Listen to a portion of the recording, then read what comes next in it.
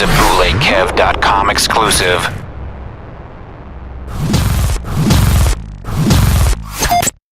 Power 98.3, where hip hop lives, man. Bootleg Kev holding it down with the homie right here. We got the big dog, Kendrick Lamar. I want to talk to you about the album you dropped the same week as Taylor Swift. Yeah. She did like 1.2 million or something crazy. We gotta get hip hop back to that. I'm saying. Country want them records, boy. But you really had that those crazy debut numbers, man. What were you expecting? Like, what were like some realistic numbers that you were expecting? Because I know a lot of people were a little surprised, man. Yeah, probably like 210, 210? somewhere around there. But you know, what happened was the album dropped, and then the same thing that's been happening with my career since day one, just word of mouth.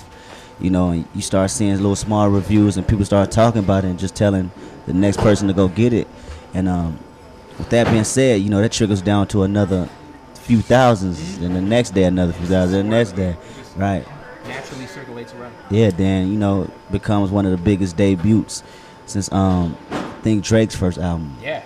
Yeah, it's crazy. It's a big deal. Yeah. That dude, you know what I'm saying? Yeah. Hey, how important? I noticed that it seems like everyone that was on that Club Paradise tour is like doing major stuff. You, of course, the Right. A$AP Rocky Effing Problems joint. It's like the whole lineup on that Yeah, one joint. yeah. You know what I'm saying?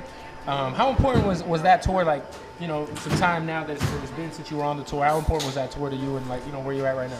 That tour was a great advantage, and I shout out Drake every time for letting me see that that type of atmosphere. Because what happens is it warms you up, for what's to come. Everybody want to get bigger and want to get better and have a broader audience. But when you get to that level, some might not know how to control the audience. And that's a tough job to do. To have a arena full of people, in tune with every song, every movement, So it was really like I want to say scrimmage.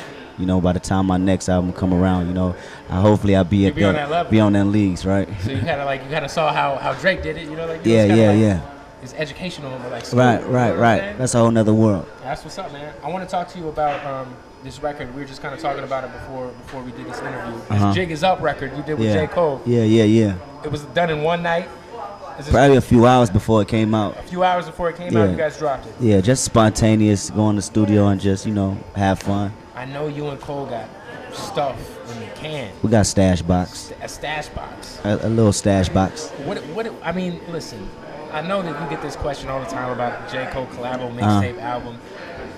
Realistically, you guys aren't recording that stuff for nothing. You know what I'm saying? No, we're not. You guys just going to surprise us one day? I think that's what it's going to boil down to. I don't think you guys should promote it at all. Just one day we're going to log on to Two Dope Boys and Rap Radar and just see a Kendrick J. Cole mixtape. Yeah, he got his album coming right now, which is incredible. He just dropped a single, Miss America, so I know everybody going in a frenzy for that, so we probably got to wait. Do you feel like you two are kind of like the leaders of this new movement that's really about, substance more than anything? You know what I'm saying? About having, of course, being dope-ass rappers, but also, saying something too. Yeah, definitely. We take pride in that too. We take their responsibility, and we show that through our music. That's the whole point and the whole ideal situation for us to continue this culture of hip hop that actually has a full body of work, not just sporadic songs everywhere, radio songs. Hey, how do you balance doing like the type of records that you're known for doing, and then hopping on an A$AP Rocky fucking Problems and tearing up something? Which to me I thought was a super underrated verse, but it's more of like an ignorant, more club type. Right. Record, you know what I'm saying? Really, I've been doing them songs for a long time. Right. And that's really, I think that's where it comes from. You gotta channel that okay dot. Yeah, it's really not even a balance. It's really just me. Right. I think people just overlook that side sometimes, and that's it now. That's what's up. Hey, how do you feel? Of course, we're at Powerhouse right now. Yourself and Game on the same stage. Yeah. Game has really been having your back with the whole Shine situation as of late. Not that he need to. Nah, I know, but it's just kind of cool to see that. He the homie. Yeah. You got to. That's Game. That's the homie. Have you had any communication with Shine since he publicly did what he did? Nah, I haven't. Shout out to Shine, man. He's irrelevant right now. Shout out to Shine, man. It's a good dude, man. He's a real good dude. That's what's up. Hey, I gotta ask you, the girl who is brought up through your album a lot, Sharice. Shireen, yeah. Shireen. I knew I was gonna mess that up. Shireen. Uh-huh. Who is Shireen? Where is she at now? I don't know where Shireen is at now. You don't know where Shireen is now? She's in the city somewhere, maybe. I wonder if she knows, like, that she is, prevalent throughout Good Kid, Mad City. Yeah, she's a promiscuous woman. She's promiscuous. We'll say that. We'll say that. That's what's up, man. Tonight, Powerhouse 2012, Kendrick Lamar. Yes, sir. The album is out, Good Kid, Mad City. I'd interviewed you, I don't know, I'm going to say 3 months ago. Right. And I asked you, when the album comes out, what do you want people to be saying about it? You know what I'm saying? Like, what is, the feedback you're looking for?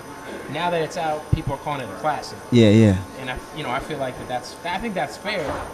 But I think that, I think you've said this, that in 10 years from now, people will still call it a classic. It'll be a classic. They will be calling it classic. Yeah. They definitely will be. Because I went in the studio making sure I did nothing less, than something that's classic worthy by the time it comes out. So once I get them years about it, then they'll know for sure. They'll be mad, that the game don't have that no more, Like in 10 years, they're going to be like, man, remember, like how we are with Illmatic now? Exactly.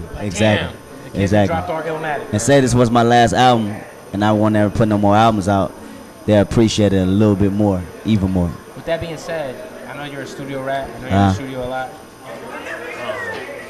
How much material do you already have recorded for a potential second album? Is that even on the horizon? I have a lot of material recorded. I don't start recording, but they probably won't get a second album for a while. For a while. You gotta let them breathe a little bit. Yeah. There it is, man. Kendrick Lamar, thank you for coming through, G. My dude, every time. Always. Yep. It's Power 98.3, Powerhouse. 100. Kendrick. Let's get it. All day.